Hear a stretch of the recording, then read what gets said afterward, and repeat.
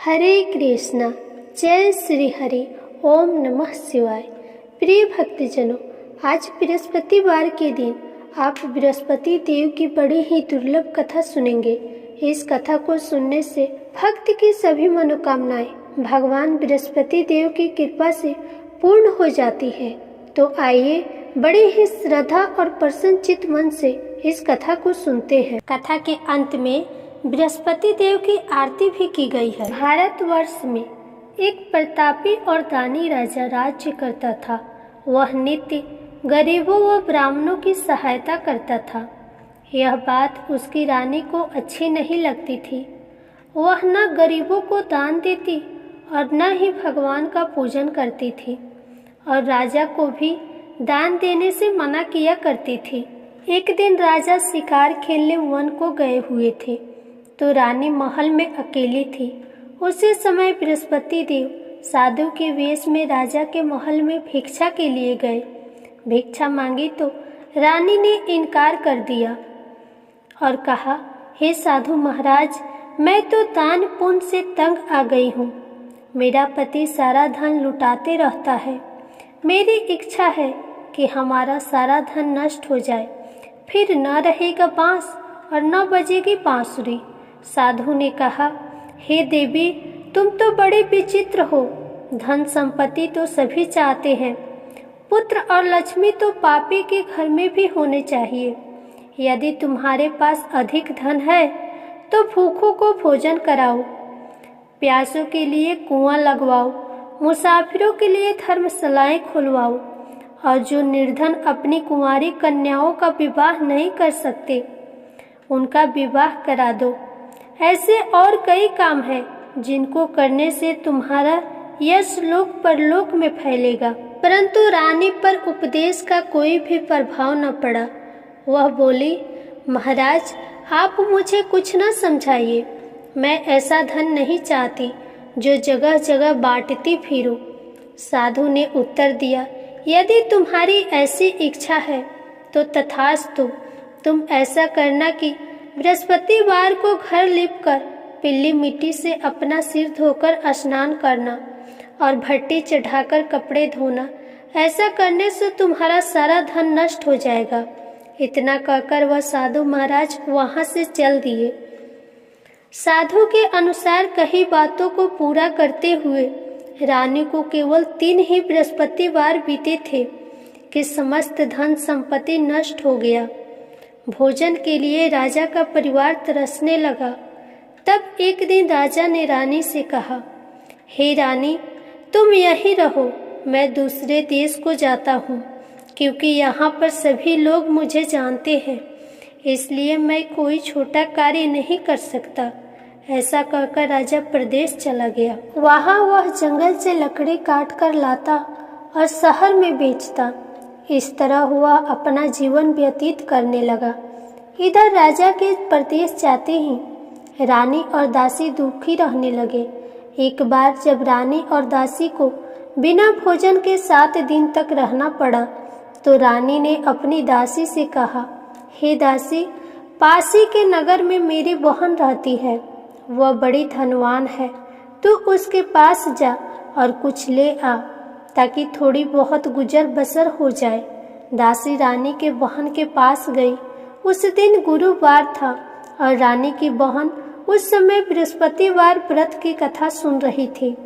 दासी ने रानी की बहन को अपनी रानी का संदेश दिया, लेकिन रानी की बड़ी बहन ने कोई उत्तर नहीं दिया। जब दासी को रानी की बहन से कोई उत्तर नहीं मिला तो वह बहुत दुखी हुई और उसे क्रोध भी आया।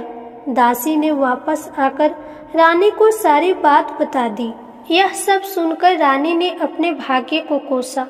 उधर रानी की बहन ने सोचा कि मेरी बहन की दासी आई थी, परंतु मैं उसे नहीं बोली, इससे वो बहुत दुखी हुई होगी। कथा सुनकर और पूजन समाप्त करके वह अपनी बहन के घर आई। कहने लगी, हे बहन, मैं बृहस्पतिवार का व्रत कर रही थी। तुम्हारी दासी मेरे घर आई थी, परंतु जब तक कथा होती है तब तक न उठते हैं और न ही बोलते हैं, इसलिए मैं कुछ नहीं बोली। कहो दासी क्यों आई थी? रानी बोली, बहन तुमसे क्या छुपाऊं, हमारे घर में खाने तक का अनाज नहीं था। ऐसा कहते कहते रानी की आंखें भर आई। उसने दासी समेत पिछले 7 दिनों तक की भूखे रहने की बात अपनी बहन को विस्तार पूर्वक सुना दी। रानी की बहन बोली, देखो बहन, भगवान बृहस्पति देव सबकी मनोकामनाओं को पूर्ण करते हैं। देखो शायद तुम्हारे घर में अनाज रखा हो। पहले तो रानी को विश्वास नहीं हुआ, पर बहन के आग्रह करने पर उसने अपनी दासी को अंदर भेजा तो उसे सचमुच अनाज से भरा एक घड़ा मिल गया। ये देखकर दासी को बड़ी हैरानी हुई। दासी रानी से कहने लगी, हे रानी, जब हमको भोजन नहीं मिलता तो हम व्रत ही तो करते हैं, इसलिए क्यों न इनसे व्रत और कथा की विधि पूछ ली जाए ताकि हम भी व्रत कर सके। तब रानी ने अपनी बहन से बृहस्पतिवार व्रत के बारे में पूछा। उसकी बहन ने बताया, बृहस्पतिवार के व्रत में चने की दाल और मुनक्का से भगवान विष्णु और केले की जड़ में पूजन करें तथा दीपक जलाएं, व्रत कथा सुने और पीला भोजन ही करें। इससे बृहस्पति देव प्रसन्न होते हैं। व्रत और पूजन विधि बताकर रानी की बहन अपने घर को लौट गई। 7 दिन के बाद जब गुरुवार आया तो रानी और दासी ने व्रत रखा। घोड़साल में जाकर चना और गुड़ लेकर आई। फिर उससे केले की जड़ तथा विष्णु भगवान का पूजन किया। अब पीला भोजन कहाँ से आए, इस बात को लेकर दोनों बहुत दुखी थी। चूंकि उन्होंने व्रत रखा था इसलिए बृहस्पति देव उनसे प्रसन्न थे, इसलिए वे एक साधारण व्यक्ति का रूप धारण कर 2 थालों में सुंदर पीला भोजन दासी को दे गए। भोजन पाकर दासी प्रसन्न हुई और फिर रानी के साथ मिलकर भोजन को ग्रहण किया। उसके बाद वे सभी गुरुवार के व्रत और पूजन करने लगे। बृहस्पति देव भगवान की कृपा से उनके पास फिर से धन संपत्ति आ गई, परंतु रानी फिर से पहले की तरह आलस्य करने लगी। तब दासी बोली, देखो रानी, तुम पहले भी इस प्रकार की आलस्य करती थी। तुम्हें धन रखने में कष्ट होता था, इस कारण सभी धन नष्ट हो गया, और अब जब भगवान बृहस्पति देव की कृपा से धन मिला है तो तुम्हें फिर से आलस्य होता है। रानी को समझाते हुए दासी कहती है कि बड़ी मुसीबतों के बाद हमने ये धन पाया है, इसलिए हमें दान पुण्य करना चाहिए, भूखे मनुष्य को भोजन कराना चाहिए और धन को शुभ कार्यों में खर्च करना चाहिए। इससे तुम्हारे कुल का यश बढ़ेगा, स्वर्ग की प्राप्ति होगी और पितृ प्रसन्न होंगे। दासी की बात मानकर रानी अपना धन शुभ कार्यों में खर्च करने लगी, जिससे पूरे नगर में उसका यश बढ़ने लगा। उधर एक दिन राजा दुखी होकर जंगल में एक पेड़ के नीचे आसन जमाकर बैठ गया। वह अपनी दशा को याद करके व्याकुल होने लगा। बृहस्पतिवार का दिन था। एकाएक उसने देखा कि निर्जन वन में एक साधु प्रकट हुए। वह साधु वेश में स्वयं बृहस्पति देवता ही थे। लकड़हारे के सामने आकर बोले, हे लकड़हारे, इस सुनसान जंगल में तू इतना चिंता मग्न क्यों बैठा है? लकड़हारे ने दोनों हाथ जोड़कर प्रणाम किया और उत्तर दिया, महात्मा जी, आप सब कुछ जानते हैं, मैं क्या करूं? कहकर रोने लगा और साधु को अपनी आत्मकथा सुनाई। महात्मा जी ने कहा, तुम्हारी स्त्री ने बृहस्पतिवार के दिन बृहस्पति भगवान का निरादर किया है, जिसके कारण रुष्ट होकर उन्होंने तुम्हारी ये दशा कर दी। अब तुम चिंता को दूर करके मेरे कहने पे चलो तो तुम्हारे सब कष्ट दूर हो जाएंगे और भगवान पहले से भी अधिक संपत्ति देंगे। तुम बृहस्पतिवार के दिन कथा किया करो। 2 पैसे की चन्ने मुनक्का लाकर उसका प्रसाद बनाओ और शुद्ध जल से लोटे में शक्कर मिलाकर अमृत तैयार करो। कथा के पश्चात अपने सारे परिवार और सुनने वाले प्रेमियों में अमृत व प्रसाद को बांटकर खुद भी ग्रहण करो। ऐसा करने से भगवान तुम्हारी सब मनोकामनाएं पूरी करेंगे। साधु के ऐसे वचन सुनकर लकड़हारा बोला, हे प्रभु, मुझे लकड़ी बेचकर इतना पैसा नहीं मिलता जिससे भोजन के उपरांत कुछ बचा सकूं। मैंने रात्रि में अपनी स्त्री को व्याकुल देखा है। मेरे पास कुछ भी नहीं है जिससे मैं उसकी खबर मंगा सकूं। साधु ने कहा, हे लकड़हारे, तुम किस बात की चिंता मत करो। बृहस्पतिवार के दिन तुम रोजाना की तरह लकड़ियां लेकर शहर को जाओ। तुमको रोज से दुगुना धन प्राप्त होगा, जिससे तुम भली भांति भोजन कर लोगे और बृहस्पति देव की पूजा का सामान भी आ जाएगा। इतना कहकर साधु अंतर ध्यान हो गए। धीरे धीरे समय व्यतीत होने पर फिर वही बृहस्पतिवार का दिन आया। लकड़हारा जंगल से लकड़ी काटकर किसी शहर में बेचने गया। उसे उस दिन और दिन से अधिक पैसा मिला। राजा ने चना और गुड़ आदि लाकर गुरुवार का व्रत किया। उस दिन से उसके सभी क्लेश दूर हो गए। परंतु जब दोबारा गुरुवार का दिन आया तो बृहस्पतिवार का व्रत करना भूल गया, जिसके कारण बृहस्पति भगवान नाराज हो गए। उस दिन उस नगर के राजा ने विशाल यज्ञ का आयोजन किया था तथा शहर में यह घोषणा करा दी कि कोई भी मनुष्य अपने घर में भोजन न बनवाए और न आग जलाए। समस्त जनता मेरे यहाँ भोजन करने आए। इस आज्ञा को जो न मानेगा उसे फांसी की सजा दी जाएगी। इस प्रकार की घोषणा संपूर्ण नगर में करवा दी गई। राजा की आज्ञा के अनुसार शहर के सभी लोग भोजन करने गए, लेकिन लकड़हारा कुछ देर से पहुंचा, इसलिए राजा उसको अपने साथ घर लेकर गए और घर ले जाकर भोजन करा रहे थे तो रानी की दृष्टि उस खूंटी पर पड़ी जिस पर उनका हार लटका हुआ था। वह वहां पर दिखाई नहीं दिया। रानी ने निश्चय किया कि मेरा हार इस मनुष्य ने चुरा लिया है। उसी समय सिपाहियों को बुलाकर उसको कारागार में डलवा दिया गया। जब लकड़हारा कारागार में पड़ गया और बहुत दुखी होकर विचार करने लगा कि न जाने कौन से पूर्व जन्म के कर्म से मुझे यह दुख प्राप्त हुआ है, और उसी साधु को याद करने लगा जो कि जंगल में मिला था। उसी समय तत्काल बृहस्पति देव साधु के रूप में प्रकट हुए और उसकी दशा को देखकर कहने लगे, अरे मूर्ख, तूने बृहस्पति देव की कथा नहीं करी, इस कारण तुझे दुख प्राप्त हुआ है। अब चिंता मत कर। बृहस्पतिवार के दिन कारागार के दरवाजे पर 4 पैसे पड़े मिलेंगे। उनसे तू बृहस्पति देव की पूजा करना, तेरे सभी कष्ट दूर हो जाएंगे। बृहस्पतिवार के दिन उसे 4 पैसे मिले। लकड़हारे ने कथा कही। उसी रात्रि को बृहस्पति देव ने उस नगर के राजा को स्वप्न में कहा, हे राजा, तुमने जिस आदमी को कारागार में बंद किया है वह निर्दोष है, उसे छोड़ देना। रानी का हार उसी खूंटी पर लटका है। अगर तू ऐसा नहीं करेगा तो मैं तेरे राज्य को नष्ट कर दूंगा।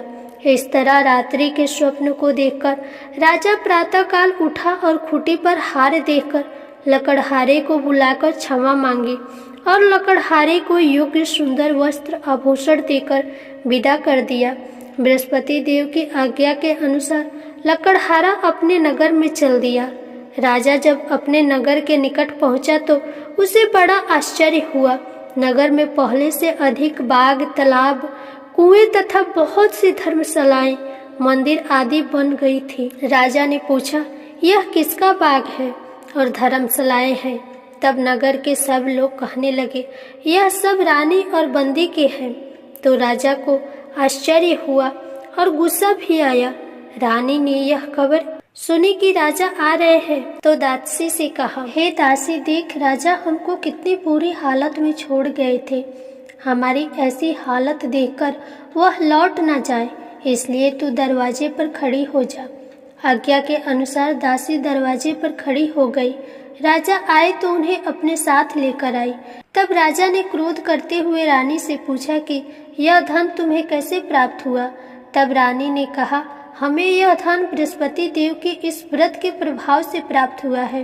राजा ने यह निश्चय किया कि 7 रोज बाद तो सभी बृहस्पति देव की पूजन करते हैं, परंतु मैं प्रतिदिन 3 में 3 बार कहानी और रोज व्रत किया करूँगा। अब हर समय राजा के दुपट्टे में चने की दाल बंधी रहती और दिन में 3 बार कहानी कहते। एक रोज राजा ने विचार किया कि चलो अपनी बहन के यहाँ से हो आवे। इस तरह निश्चय करके राजा ने घोड़े पर सवार होकर बहन के यहाँ चलने लगा। मार्ग में उसने देखा कि कुछ आदमी मुर्दे को लिए जा रहे हैं। उन्हें रोक कर राजा कहने लगा, अरे भाइयों, मेरे बृहस्पति देव की कथा सुन लो। वे बोले, लो, हमारा तो आदमी मर गया है, इसको अपनी कथा की पड़ी है। परंतु कुछ आदमी बोले, अच्छा कहो, हम तुम्हारी कथा भी सुनेंगे। राजा ने दाल निकाली और जब कथा आधी हुई थी तो मुर्दा हिलने लगा। जब कथा समाप्त हुई तो आदमी राम राम करके उठ खड़ा हुआ। वहां से कथा समाप्त करके राजा फिर आगे बढ़ा। आगे मार्ग में उसे किसान खेत में हल चलाता मिला तो राजा ने उसे देखकर बोला, अरे भैया, तुम मेरे बृहस्पतिवार की कथा सुन लो। किसान बोला, जब तक मैं तेरी कथा सुनूंगा तब तक 4 हरैया जोत लूंगा। जा अपनी कथा किसी और को सुनाना। तब राजा आगे चलने लगा। राजा के हटते ही बैल पछाड़ खा के गिर गए और किसान के पेट में बड़े जोरों का दर्द होने लगा। उसी समय उसकी माँ रोटी लेकर आई और उसने जब यह देखा तो बेटे से सब हाल पूछा और बेटे ने सभी हाल कह दिया। तो बुढ़िया दौड़ी दौड़ी राजा के पास गई और बोली कि मैं तेरी कथा सुनूंगी, तू अपनी कथा मेरे खेत पर चलकर कहना। राजा ने बुढ़िया के खेत पर जाकर कथा कही, जिससे कि वह बैल उठकर खड़े हुए और किसान के पेट का दर्द भी खत्म हो गया। राजा अपनी बहन के घर पहुंचा। बहन ने भाई की खूब मेहमानी की। दूसरे रोज प्रातःकाल राजा जगा तो वह देखने लगा कि सब लोग भोजन कर रहे हैं। राजा ने अपनी बहन से कहा, ऐसा कोई मनुष्य है जिसने भोजन नहीं किया हो?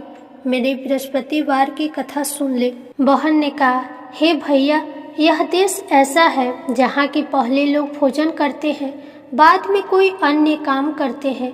अगर कोई पड़ोस में है तो देख आऊं। वह ऐसा कहकर देखने चली गई, परंतु उसे कोई ऐसा व्यक्ति नहीं मिला जिसने भोजन न किया हो। अंततः वह एक कुम्हार के घर गई जिसका लड़का बीमार था। उसे मालूम हुआ कि उसके यहाँ 3 रोज से किसी ने भोजन नहीं किया है। रानी ने अपने भाई की कथा सुनने के लिए कुम्हार से कहा तो कुम्हार तैयार हो गया। राजा ने जाकर बृहस्पतिवार की कथा कही, जिसको सुनकर उसका लड़का ठीक हो गया। अब तो राजा की प्रशंसा होने लगी। एक रोज राजा ने अपनी बहन से कहा, हे बहन, हम अपने घर को जाएंगे, तुम भी तैयार हो जाओ। राजा की बहन ने अपनी सास से कहा तो सास ने कहा, हाँ चले जाओ, परंतु अपने लड़कों को मत ले जाना, क्योंकि तेरे भाई की कोई औलाद नहीं है। बहन ने अपने भाई से कहा, हे भैया, मैं तो चलूंगी, पर कोई बालक नहीं चलेगा। तो राजा बोला, जब कोई बालक नहीं चलेगा तो तुम्हें अकेले जाकर क्या करोगी? राजा बड़ी दुखी मन से अपने नगर को लौट आया। राजा ने अपनी रानी से कहा, हम निर्वंशी हैं, हमारा मुंह देखने का धर्म नहीं है और कुछ भोजन आदि नहीं किया। रानी बोली, हे प्रभु, बृहस्पति देव ने हमें सब कुछ दिया है, वह हमें औलाद भी देंगे। उसी रात को बृहस्पति देव ने राजा से स्वप्न में कहा, हे राजा, उठो, सभी सोच त्याग दो, तेरी रानी गर्भ से है। राजा को यह बात सुनकर बड़ी खुशी हुई। 9वें महीने में उसके गर्भ से एक सुंदर पुत्र का जन्म हुआ।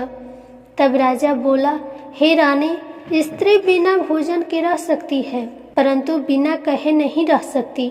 जब मेरी बहन आएगी तो तुम उससे कुछ मत कहना। रानी ने बात सुनकर हाँ कर दिया। जब राजा की बहन ने यह शुभ समाचार सुना तो वह खुश हुई और बधाई लेकर अपने भाई के यहाँ आई। तो रानी ने कहा, घोड़ा चढ़कर तो नहीं आई, गधा चढ़कर आई है। राजा की बहन बोली, भाभी, मैं इस प्रकार न कहती तो तुम्हें औलाद कैसे मिलती? बृहस्पति देव ऐसे ही हैं, जैसे जिसकी मनोकामनाएं हैं सभी को पूर्ण करते हैं। जो सत्भावना पूर्वक बृहस्पतिवार का व्रत करता है कथा पढ़ता है एवं सुनता है, दूसरों को सुनाता है, बृहस्पति देव उनकी सभी मनोकामनाएं पूर्ण करते हैं। प्रेम से बोलिए बृहस्पति देव की जय। आइए अब बृहस्पति देव की आरती सुनते हैं। जय बृहस्पति देवा, ओम जय बृहस्पति देवा, छिन छिन भोग लगाऊं कदली फल मेवा। ओम जय बृहस्पति देवा, तुम पूर्ण परमात्मा, तुम अंतर्यामी, जगत पिता जगदीश्वर, तुम सबके स्वामी। ओम जय बृहस्पति देवा, चरणामृत निज निर्मल, सब पातक हरता, सकल मनोरथ दायक, कृपा करो भरता। ओम जय बृहस्पति देवा, तन मन धन अर्पण कर, जो जन शरण पड़े, प्रभु प्रकट सब होकर, आकर द्वार खड़े। ओम जय बृहस्पति देवा, दीन दयाल दयानिधि, भक्तन हितकारी, दीन दयाल दयानिधि, भक्तन हितकारी, पाप दोष सब हरता, भव बंधन हारी। ओम जय बृहस्पति देवा, सकल मनोरथ दायक, सब संशय हारो, विषय विकार मिटाओ, संतन सुखकारी। ओम जय बृहस्पति देवा, जो कोई आरती तेरी प्रेम सहित गावे, जेठानंदन आनंद कर, सो निश्चय पावे। ओम जय बृहस्पति देवा। प्रेम से बोलिए विष्णु भगवान की जय। जय बृहस्पति देव भगवान की।